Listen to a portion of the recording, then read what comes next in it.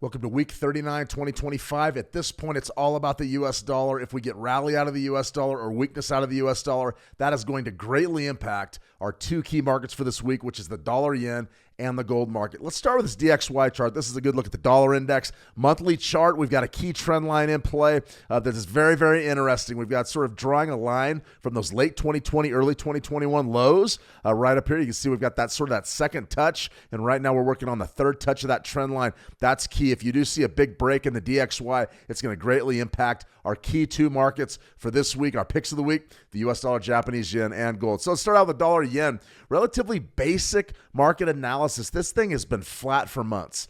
Realistically, the dollar yen has been flat for months. It hasn't been the best bet trying to trade breakouts or really even a rotational trade. Been very choppy, been very sporadic. We've got sort of a hawkish policy out of the BOJ holding interest rates at a positive 0.5%, which is rare for the Bank of Japan. Typically, they like a dirty float. They like a negative deposit rate. Right now, it's a positive deposit rate. That has been rare, at least over the last decade or so for the Japanese yen. So when we saw that, we saw rates get held static. We thought, man, that's sort of hawkish out of the yen.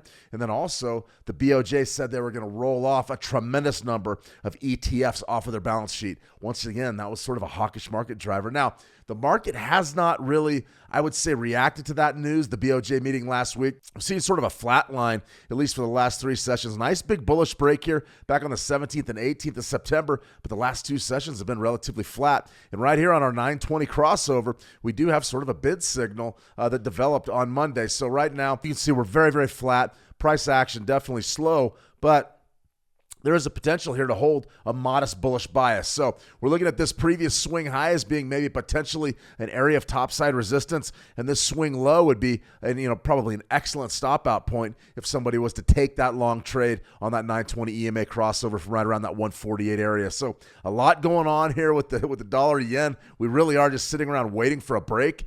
We're likely to get that break later in the week. Huge news cycle Thursday. We're going to have the BOJ minutes out. We're going to have a U.S. GDP. We're going to have a lot going on there. And then on Friday, core PCE. We're going to talk more about that in just a second. So that's a good look at the dollar yen. Slight bullish bias warranted. We are going to need a catalyst, though, to move this market. It's been tough sledding for a long, long time here trading the dollar yen. So proceed with caution if you are trading that market. Now, the second one of our markets that we're going to look at today is gold. Now, the PCE numbers that are coming out Friday, they are going to drive gold. Now, we're looking for maybe a modest increase or a flat line number on the core PCE. We're not looking for inflation to come in incredibly hot. Now, if we do get a surprise and we do get a topside beat on inflation, meaning it's very hot, then we're going to start questioning those two rate cuts that we're supposed to get later this year to bring our prime rate significantly under 4%. Now, the rate cuts have been a bullish market driver for gold. There's been a lot going on in this market. Geopolitical uncertainty, Russia-Ukraine has yet to be settled. That war treads on. That geopolitical uncertainty certainly has some folks hedging with gold. You've also got the inflation hedge, and everybody's talking about the top side of gold given those rate cuts and really the negative impact they're likely to have on inflation. So right here, our analysis is relatively simple. The buyers versus sellers are digging in right at 37.50. We talked a lot about that on our live streams over the past 3 weeks. Right here, we're sort of getting some short-term selling. Do we think 37.50 is going to be the top? No, I don't believe so. I think a bullish bias is warranted. The top side target more than likely is going to be 4,000. I believe that to be probably a very, very good top side target and one that's popular in boardrooms all around the institutional capital. So for me, I'm looking at 37.50 as being a bump in the road to 4,000.